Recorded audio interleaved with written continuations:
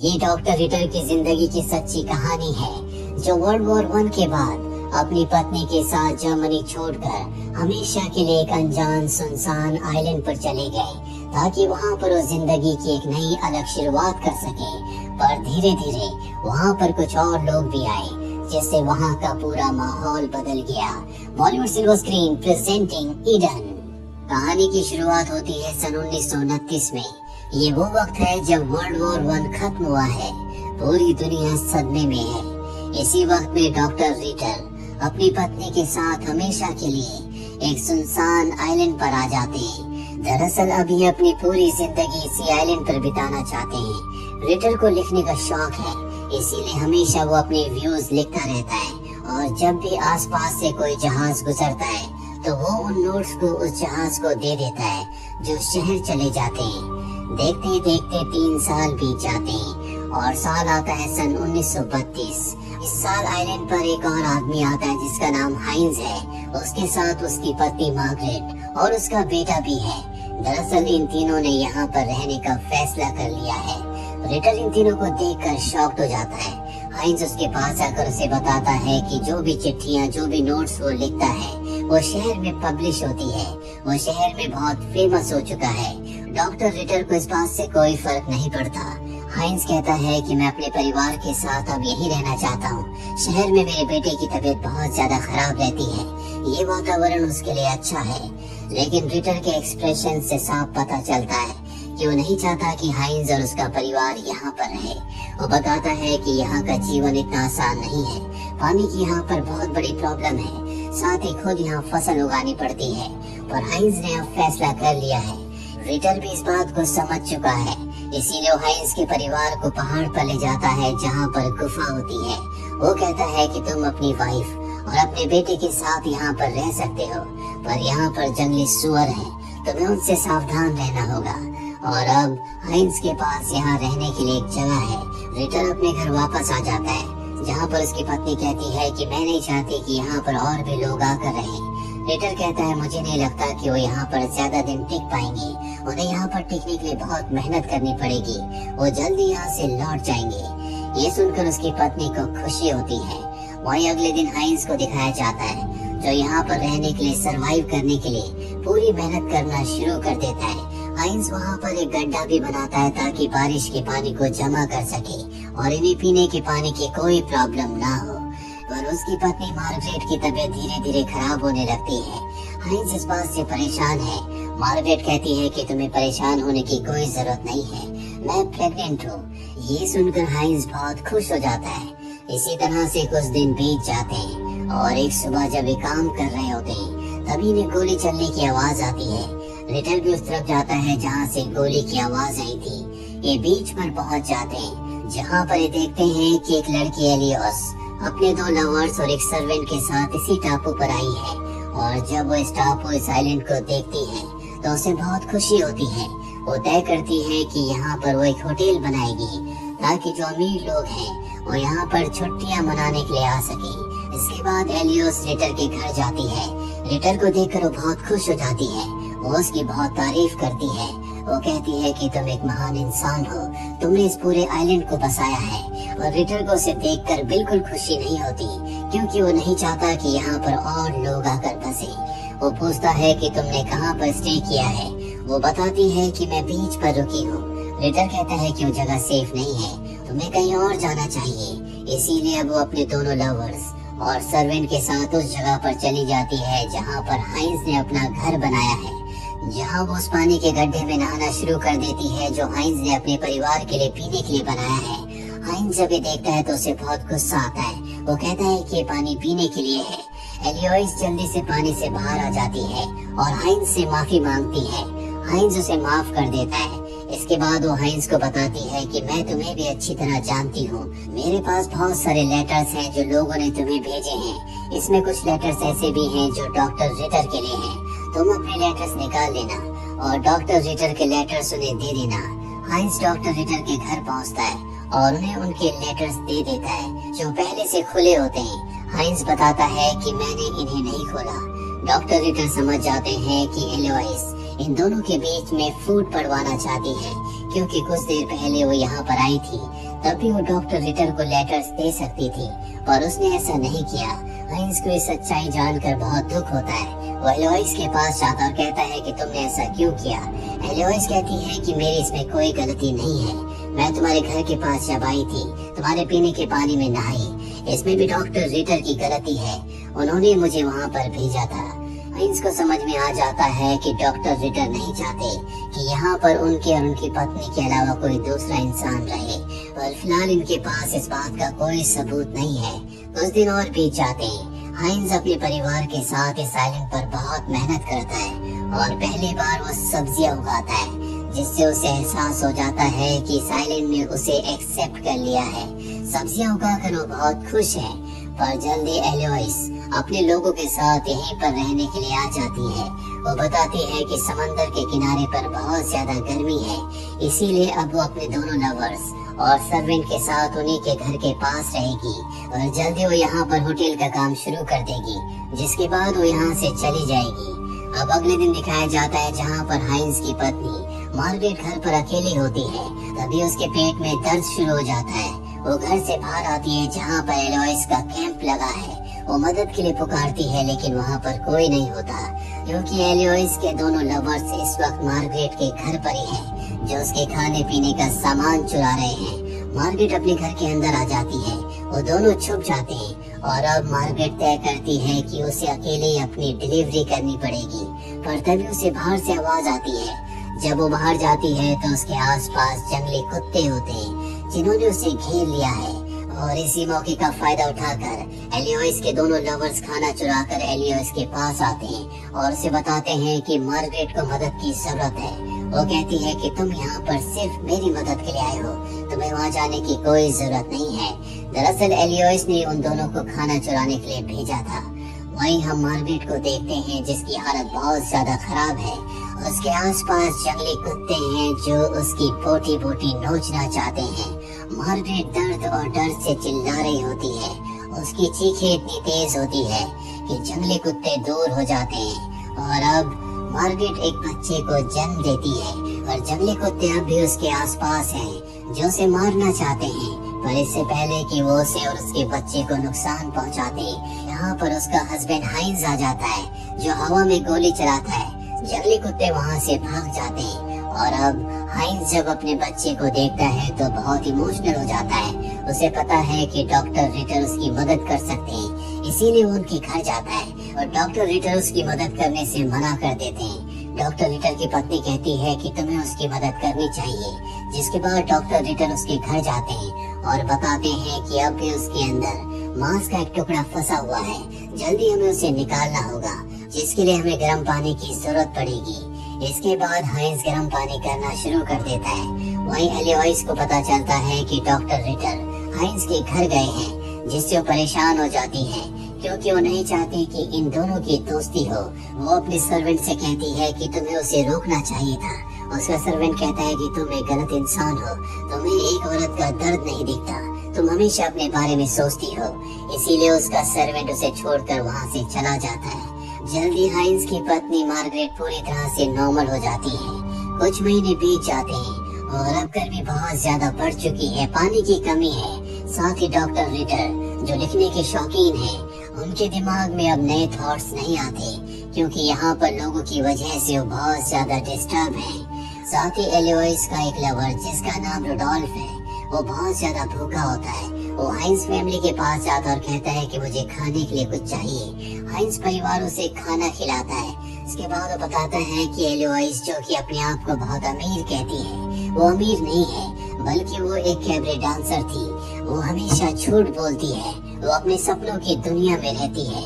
और अब अगले दिन यहाँ पर एक और इंडस्ट्रियलिस्ट आता है, जिसके साथ उसके सर्वेंट्स भी होते हैं। और जब एलियोस को ये बात पता चलती है तो वो अपने साथियों से कहती है कि जल्दी इस जगह को साफ करो, ये आदमी बहुत अमीर है, हमें इसे किसी भी तरह से अपने वश में करना होगा। पर वो इंडस्ट्रियलिस्ट, वो बिजनेसमैन यहाँ पर सिर्फ डॉक्टर रिटर से मिलने के लिए आया है, क्योंकि उसने जो भी लेख लिखे थे उनसे बहुत ज्यादा इम्प्रेस था। साथ ही वो डॉक्टर रिटर के लिए बहुत सारा सर्वाइवल के लिए सामान भी लाया होता है, जिससे डॉक्टर रिटर बहुत खुश होते हैं। इसके बाद वो एलियोस से भी मिलते हैं। एलियोइस उनके करीब जाने की कोशिश करती है, लेकिन वो बिजनेसमैन इसमें इंटरेस्टेड नहीं होता। शाम को सब के सब एक गैदरिंग करते हैं, जहाँ पर वो बिजनेसमैन सबकी तारीफ करता है। साथ ही वो मार्गरेट से कहता है कि तुमने इस आइलैंड के पहले बच्चे को जन्म दिया है। कुछ देर के बाद सब यहाँ से चले जाते हैं, लेकिन एलियोइस अब भी यहीं पर होती है। वो एक बार फिर से उस इंडस्ट्रियलिस्ट, उस बिजनेसमैन के करीब जाने की कोशिश करती है, लेकिन वो कहता है कि मुझे इसमें कोई इंटरेस्ट नहीं है। एलियोइस को इससे बहुत दुख होता है, क्योंकि जिंदगी में पहली बार किसी ने उसे रिजेक्ट किया है। अगली सुबह बिजनेसमैन यहाँ से चला जाता है। वही डॉक्टर रिटर जब अपने घर पहुँचते हैं तो उन्हें पता चलता है कि वो बिजनेसमैन जितना भी सर्वाइवल का सामान खाना उसके लिए लाया था, वो सब एलियोइस ने चुरा लिया है। जिसके बाद वो हाइंस के पास जाता है और कहता है कि अब तुम्हें चुनना होगा, तुम मेरे साथ हो या एलियोइस के साथ। वो कहता है कि मैं तुम्हारे साथ हूँ। जिसके बाद ये अपनी गन्स लेकर एलियोइस के पास जाते हैं और कहते हैं कि खाना कहाँ पर है। वो कहती है कि मुझे नहीं पता। साथ ही वो हाइंस को मैनिपुलेट करके कहती है कि अगर मैं खाना लौटा भी दूं तो तुम्हें क्या लगता है कि डॉक्टर रिटर उसे तुम्हारे साथ शेयर करेंगे। यहाँ पर जो एलियोइस का लवर होता है वो भी अपनी पिस्टल निकाल लेता है, पर तभी यहाँ पर मार्गरेट आ जाती है, जो सबको शांत रहने के लिए कहती है। वो कहती है कि यहाँ पर हम गिने चुने लोग हैं, हमें मिलजुल कर रहना चाहिए।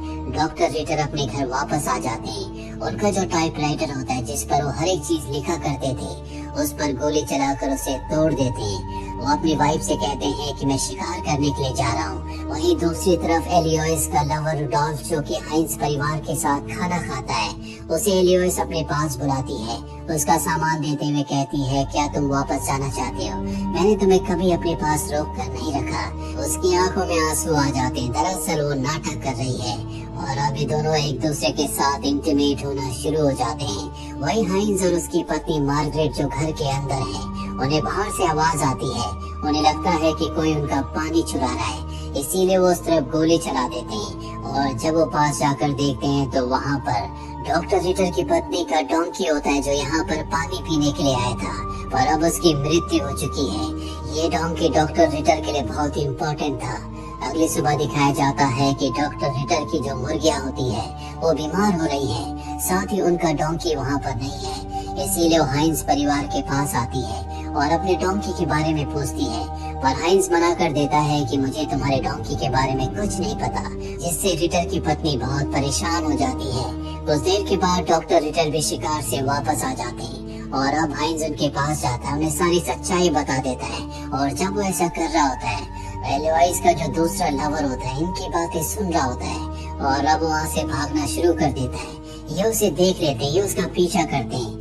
रास्ते में इन्हें एलियोइस का दूसरा लवर मिलता है, जिसका नाम रुडोल्फ है। उसकी आंखों में आंसू होते हैं। वो डॉक्टर रिटर से माफी मांगता और कहता है कि एलियोइस के कहने पर मैंने तुम्हारे डोंकी को चुराया था और अब ये दोनों उसे माफ कर देते हैं, पर ये फैसला करते हैं कि ये एलियोइस का सामना करेंगे।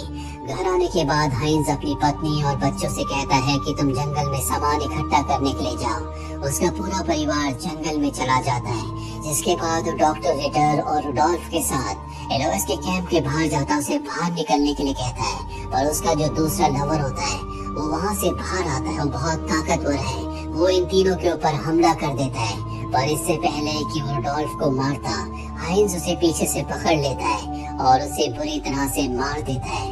इस तरह से उसकी जिंदगी का खात्मा हो जाता है। ये इस टापू का पहला कत्ल है। इसके बाद अंदर से एलियोइस बाहर आती है, जो कहती है कि इस इंसान ने मुझे यहाँ पर बंदी बना रखा था, तुमने उसे मारकर मुझे आजाद कर दिया।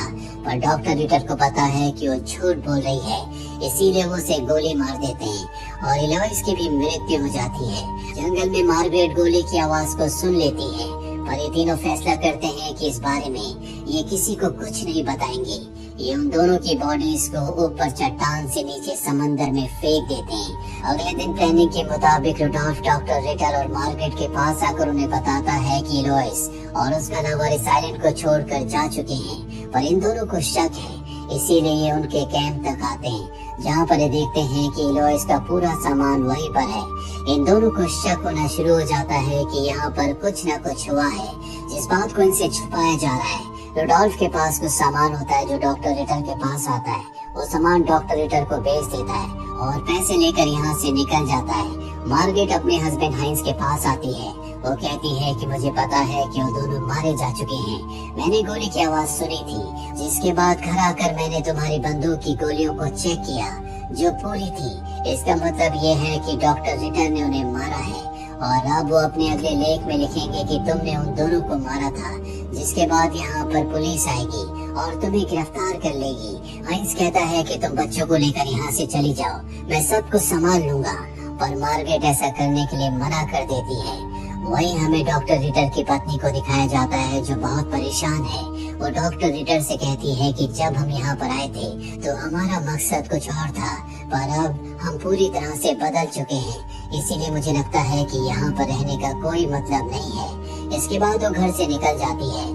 तभी उसके पास मार्गरेट आती है जो उसे अपनी कुछ मुर्गियाँ और अंडे देती है और कहती है कि तुम्हारी मुर्गियाँ बीमार है, उन्हें मत खाना वरना तुम्हारी जान चली जाएगी। और वो ये भी कहती है कि डॉक्टर रिटर ने एलियोइस और उसके लवर को मारा है। ये बात जानकर डॉक्टर रिटर की पत्नी की आंखों में गुस्सा भर जाता है। वो घर वापस आती है जहाँ पर डॉक्टर रिटर से बताते हैं कि आज मैंने अपने अगले लेख को पूरा कर लिया है।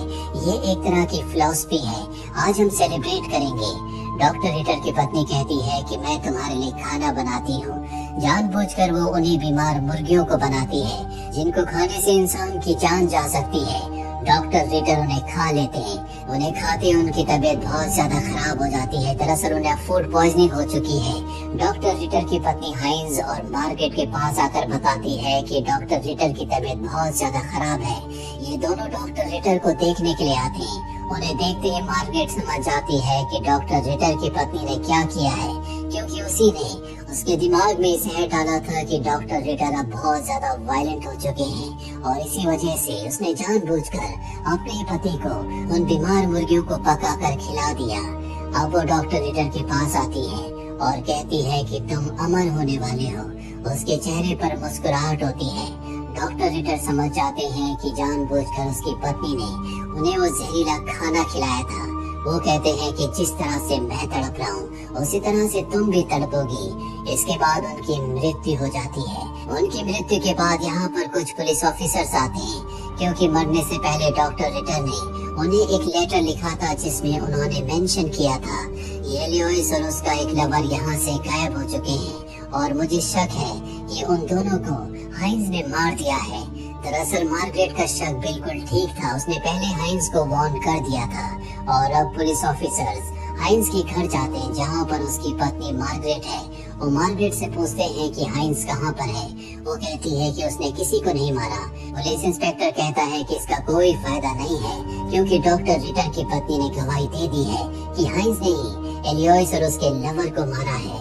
ये सुनकर मार्गरेट को बहुत गुस्सा आता है और वो बताती है कि डॉक्टर रिटर को मारने वाला और कोई नहीं बल्कि उनकी पत्नी है। उसने जानबूझकर उन्हें वो जहरीली बीमार मुर्गियाँ खिलाई जिससे उन्हें फूड पॉइजनिंग हो गई और डॉक्टर रिटर की मृत्यु हो गई। पुलिस इंस्पेक्टर पूरी तरह से कंफ्यूज हो जाता है। वो तय करता है कि वो इस केस को छोड़कर यहाँ से वापस चला जाएगा और जब वो जा रहा होता है तो डॉक्टर रिटर की पत्नी और बाकी लोग भी उसके साथ चले जाते हैं। अब यहाँ पर हाइंस, उसकी पत्नी मार्गरेट और उसके बच्चे रह जाते हैं, यानी कि ये पूरा आइलैंड उन्हीं का है। कई साल बीत जाते हैं। सन 1943 में डॉक्टर रिटर की पत्नी की मृत्यु हो जाती है। मरने से पहले वो सब कुछ लिखकर चली जाती है जो उस आइलैंड पर हुआ था, जिस वजह से सबको इस कहानी के बारे में पता चलता है। और इसके बाद मार्गरेट भी एक किताब लिखती है जिस किताब में इसी आइलैंड की कहानी है जो डॉक्टर की रिटर की पत्नी की कहानी से बिल्कुल अलग है। इसीलिए किसी को सच्चाई के बारे में कुछ पता नहीं चलता। मार्गरेट अपने पूरे परिवार के साथ पूरी जिंदगी उसी आइलैंड पर रहती है और सन 2000 में उसकी मृत्यु हो जाती है जब उसकी उम्र 96 यानी कि 96 इयर्स थी। उसका पूरा परिवार आज भी उसी आइलैंड पर रहता है जहाँ पर उनके बहुत सारे रिसोर्ट्स हैं। वहाँ पर टूरिस्ट जाते हैं जिससे उनकी आमदनी होती है। इसी के साथ ये फिल्मी कहानी यहीं पर खत्म हो जाती है। उम्मीद करते हैं कि ये कहानी आपको पसंद आई होगी।